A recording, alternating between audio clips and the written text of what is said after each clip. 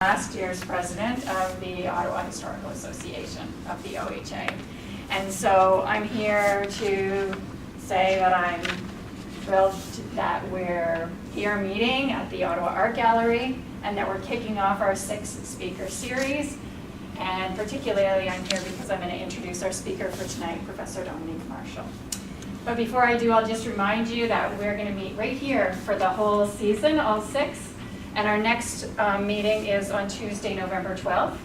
It's Marie-Dominique Asselin, and she's speaking on, she's from U of O, Justice as Witness, New Perspectives on Jewish-Polish Relations During the German Occupation. She works with Jan Grabowski at University of Ottawa. And so I'm really looking forward to that. And then on Tuesday, December 10th, we have Shirley Tillotson. She's coming in from out of town, and she's going to be talking about her award-winning research on Canada's tax policy history. So that will be great as well. So we also invite you after Dominique speaks for about 45 minutes, and we'll have some questions that will, here we have an attached place to have a drink and continue the conversation. So a bunch of us may do that, and please join us for that. And also we have Hubert, who is live streaming what we're doing. So if you are asking a question and you're not comfortable with being on social media, please let us know, and we'll make sure that you can ask your question in a way that you're comfortable with. So tonight I have the honor of introducing our very first speaker, Professor Dominique Marshall, as both tonight's speaker and as the incoming president of the organization. So it's a bit of a tradition to have the president do one of the talks, so tonight is also the presidential address for the OHA. So as I say, she'll speak for about 45 minutes. There will be a facilitated time for questions, and then hopefully those who are interested can continue the conversation over a coffee and a dessert. So to do a more focused introduction of tonight's speaker, Dominique is the just outgoing chair of the Department of History at Carleton University and a recent president of the CHA, Canadian Historical Association. I cite these kind of two as examples of the fact that she's also kind of a driving force, maybe a creator of community amongst the historical community of historians in Canada. Dominique studies the history of humanitarian aid and human rights, and in particular, as these have developed, some of the publications in Canada, but largely transnationally. Her recent publications focus in particular on children's rights, and transnationally the demand for organization and institutionalization of humanitarian aid to children and children's rights. And so it's in this area that we're lucky enough to hear her speak tonight. She's going to speak 1919, A Revolution in Children's Rights, André Colin and the Divided Loyalties of the Secretariat of the League of Nations. Thank you.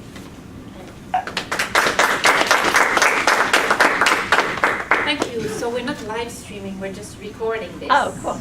Don't worry. And then, but then we will post the recording on the website of certainly the Canadian Network of Humanitarian History, but maybe the OHA. And it's for the question time, that if you don't want your question to be on tape, we can edit it out and just have my answer or something. Okay, André Colin was 40 years old in 1924 when she moved from Brussels to Geneva to become part of the social section of the League of Nations Secretariat. She joined the British veteran of war relief, Rachel Crowley, and the French social worker and niece of a high Catholic hierarchy member in France, Léonie Chaptal. She outlasted them both in the Palace of Nations, remaining there for 17 years. Her departure in 1941 from Secretariat, diminished by the outset of the war it had aimed to prevent, occurred amongst rumors of financial malversations and scandal. She died shortly after, a few months after, in 1941. The biography of Colin, which I'm just starting to explore because the personal files of her at the League of Nations archives have been opened only recently, is contradictory. She can be seen as a promoter and also as a slowing down person in the revolution of children's rights that had been unleashed by the Great War. As a woman, a Belgian, a Catholic, a charity worker, a middle-class person, a French-speaking person, she did not fit the regular pattern of most of the League's bureaucracy. Her work, and the work of those around her, helps put in perspective the meaning of the rights of the child as they were understood then, to uncover the tensions behind the apparently simple language of the first Declaration of the Rights of the Child in 1924.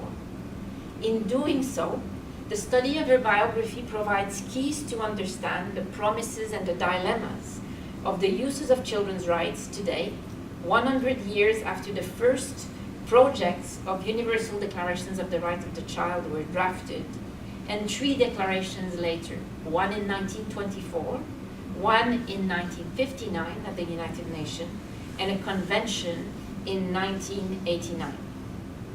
So I have 15 slides over 45 minutes to give you an overview of what I think her life and her work and the work around her tells us about the rights of the child and what lessons can be learned from these debates to understand children's rights today. In 1924, the arrival of this Belgian, French-speaking and Catholic colleague, together with many of her files, was part of a settlement between British international bureaucrats and the beleaguered counterparts in Brussels, who had lost their decade-long campaign for Brussels to become the center of social welfare diplomacy in the world. From the offices of the International Association for the Protection of Child Welfare, l'Office International de la Protection de l'Enfance, where she had been working for years in Brussels, in the secretary of the organization, she had overseen, Colin, meetings about child welfare for 2 decades, under the skeptical eyes of the very British high civil servants who were now presiding over her transfer from Brussels to Geneva. It was the contentious result of the request for relief agencies concerned with children in countries devastated by war, and from Belgian associations of child welfare that were kind of absorbed by British assumptions of control. And so now it could assume the color of universality. But really the British high civil servants of the Foreign Office did not want anything to do with these children. But they didn't want also to have Brussels start something which they could not oversee. So to have this lady who was the main bureaucrat of the Brussels office of this more charitable international organization was a compromise. She embodied that compromise. Article 24 and 25 of the League of Nations Covenant 100 years ago had said that any existing international endeavor in social affairs should come to Geneva, and any new one should be protected and overseen by Geneva and the League's institutions. So between 1919 and 24, when she moved, there was 5 years of high diplomacy to say, what do we do with that stuff? You know, could we stop it? Is it bound to be bigger? If so, should it come over? And really, the British and the British did their best to control it, but they could not do without the Belgians, and they couldn't do without the French. So there you go. We arrive in 1924. And this is Sir Eric Drummond, the first General Secretary of the League. He's pictured there in 1926. He's the main orchestrator of that move and the main person who wished to really bring these people over, but keep them quiet enough, but at the same time allow this movement in favor of children and the protection and the international protection of child welfare, which came out of the war, to thrive in some ways that could be overseen by the League. So the fact that Colin was Belgian is very important. Belgium, as you know, was neutral during the war. It was invaded by Germany, who asked for passage to France, and the fate of that neutral country, which was as populated as Canada at the time, which was the world most crowded country in the world, and which fancied itself, for good reason, as the center of liberal social welfare thinking, that the fact that she came from there was not fortuitous.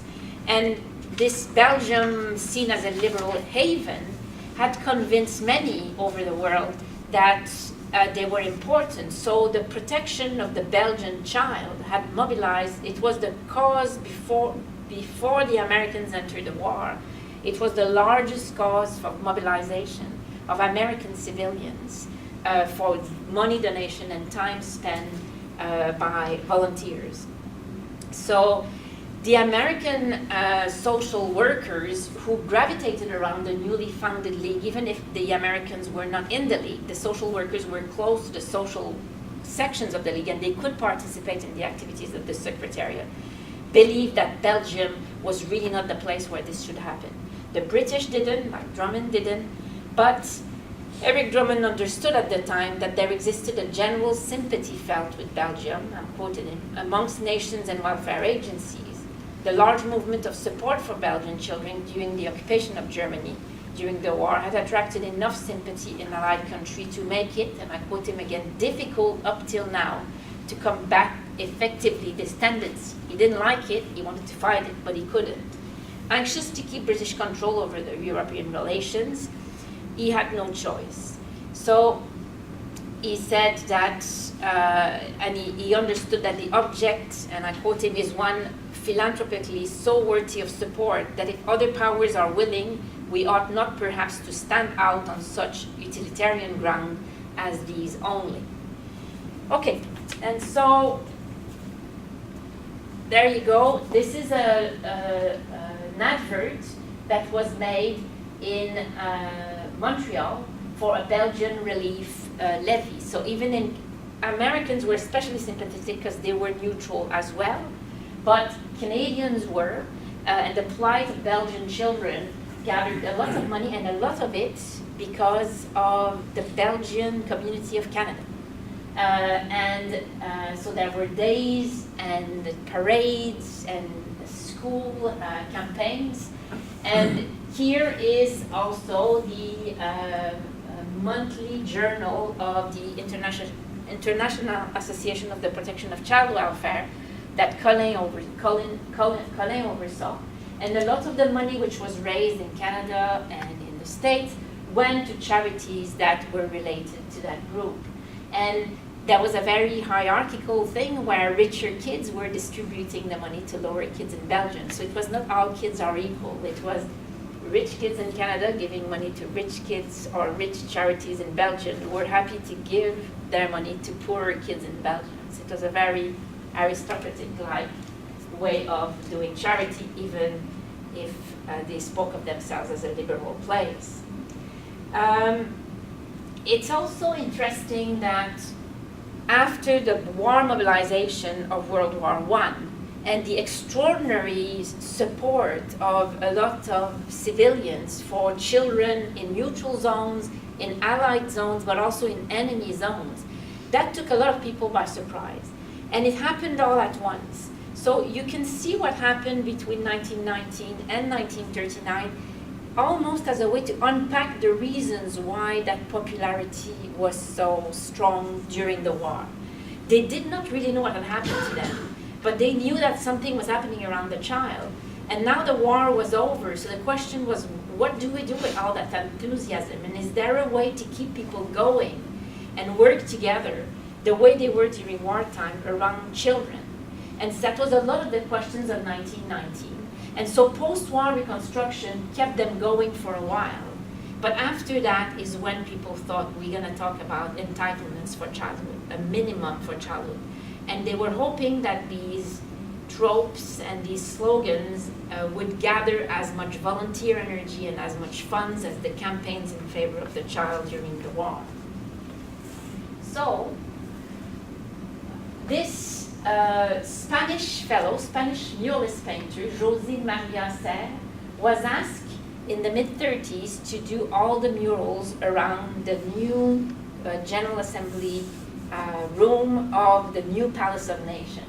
So this is the new Palace of Nations. So the first 1924, when Colin arrives, they are in the Palace, Palais Wilson, closer to the river. But then everybody moves up the hill in the palace in the mid-30s. This is the General Assembly room, which looks towards the river. And the murals that José Serre painted, he painted also some in some annexes. I'll show you that later. And this mural is here, just here. And this is him painting it. And according to the art historians who have written the little thing that you read when you visit the Palace of Nations, this was one of the most successful mural. And I put it there, it's called Peace, because of the kid there. Because I wanted to show you how central the image of a child is for, the symbol of the child had become for the idea of peace. There was a lot of hopes around that symbol. So in the New York Times, for instance, in exactly then around 1924, around the arrival of Colin, there were people to write, the children of the world will be under the protection of the League of Nations. Within the League of Nations, all the children of the world would be protected, and this is the best guarantor of peace. And the Canadian delegates at the League, many of them believe that that kind of international humanitarian work was what mobilized Canadians the most. That was what made the League interesting to Canadians more than anything else. Not these non-aggression things, the humanitarian work in favor, in particular, of children. I'm going to read you what the art historian says about this hope part of the mural of José Serre. This is the representation of the victory of man over the scourges of the world, the genius of man at the service of his faith in a better world. And it shows demobilized soldiers returning home, weary but blissful, welcomed by their mothers, their wives, and their children, who would forget the terrors of the past and use the now discarded cannons as their playthings. Once again, man will live in peace. And so there, the link with Colin, I think I just want to say that before I shift, is that as this kind of peaceful, neutral place, which really became the focus of humanitarian aid towards children, she had a claim to that kind of association more than other people from other nationalities. Okay, so when she arrived, the organization of a Child Welfare Committee of the League was in place. She was part of the deal.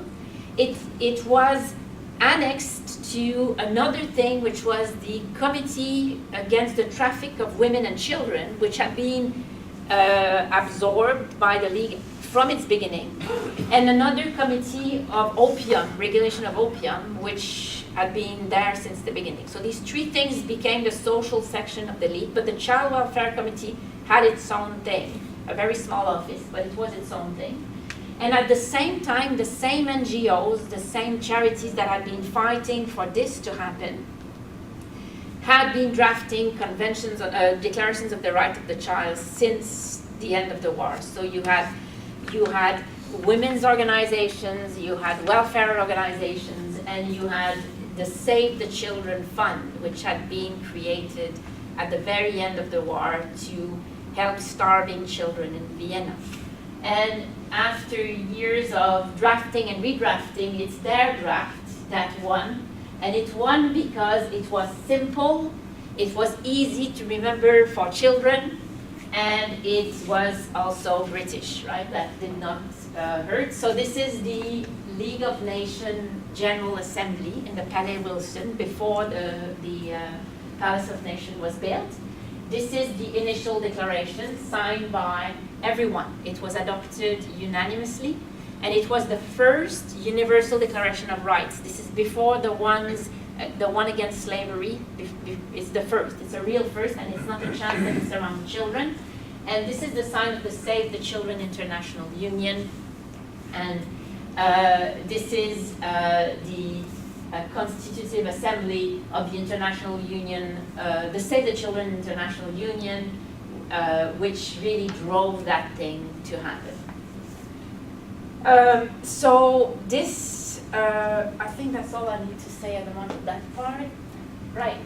So there she is, and I don't know, I'll talk to you about this, if it's this lady or this lady. That tells you about how anonymous women were in the League of Nations Secretary. I'm still guessing who she is. This is Rachel Crowdy, the lady, the British person who was important in Armenian relief in London, who was very involved in field hospitals in France during the war. And this is the fellow in charge of the opium section of the social section. And this is the organization of the League. And I showed it to you because that thing is very little compared to all the League organization. So my argument that it was a bit of an afterthought and it was pushed in because of diplomacy in Europe is was supported by how little that office was. But my other argument is however little, it was bearing a lot of the hopes and a lot of interesting trends for the future. I think, what do I want to say? So, okay, so the way it worked is that secretariat of the social, that part of the secretariat devoted to social affairs was running all year long. But every fall, you would have a meeting of the Committee of Child Welfare. And that was a few weeks affair to which was attended by our very own Charlotte Whitten 2 times. And where some members were elected or appointed by the General Assembly, and Charlotte Whitten had to do a lot of diplomacy to get there. And otherwise, there was a commission of the General Assembly of the League, which was devoted to social questions, where questions of child welfare would have to go to be adopted or to be presented to the General Assembly. And there was also the council through which a lot of diplomacy could be done. So this is like the bureaucracy, which is there all year long, and then there is the occasional meeting of the commissions, which meet at the same time as the General Assembly, and the committees, which are linked to the Secretariat. So there's 4 different kinds of things talking to each other. And one of the reasons Canada became important in the Committee on Child Welfare is because the Americans had no seat at the General Assembly, and they had no seat at the Social Commission of the General Assembly. So Whitten, and who had some connection, who came to Geneva and knew the people who were at the General Assembly and at the Social Commission, could convey the American wishes. So she had a lot of power in the committee where there were some Americans. She was gathering all the stuff and bringing it to the Canadians at the General Assembly, where the Americans could not sit. So for a while, Canada, like they did at the beginning of World War I and at the beginning of World War II for the rest of the diplomacy, in child welfare diplomacy, had tons of power because they were the conduit of American wishes and American social work ideas. They also, the Americans, financed a lot of the Child Welfare Committee activities. And so it was funny that actually that's how they could have some kind of presence in the League in many ways. So they gave some money. They also influenced a lot of the topics of reflection of the committee. So nutrition became very important. So that committee, together with the health organization, had a joint committee, which is the committee that really put together the first reports on vitamins and the importance of vitamins for child welfare. They did a lot of work on dependent children, the juvenile delinquents, the orphans, and the systems of foster care and the systems of orphanages all over the Western world. They did a bit of work on some scandals, the way that young girls were treated in Japan, They had a few emergency things to do like this. But that's really what mobilized the work of that committee. Okay, I wanted to say also that Andrée Colin was a woman, and women at the League of Nations is a whole topic, and Andrew Johnston, my colleague, is better than me at that one, but I'll try not to disappoint him. So to illustrate this, before I go back to Colin, Agnes, so I told you women's organizations were very important in pushing for a declaration of the rights of the child. Women, children, that was, maternal feminism. It was an easy one to do, and they were indeed, in all sorts of ways, very important. Although people like Raoul Dandurand, the French-Canadian guy who was the president of the General Assembly for 2 years, I think, in the early 20s, Dandurand had been the father of juvenile delinquency laws in Canada, right? So it's not only women that were taking care of children, but they were very important, and actually women were quite important in all these commissions, committees, and as we've seen in the Secretariat. Having said that, Agnes MacPhail, who is here, and that's just a close-up on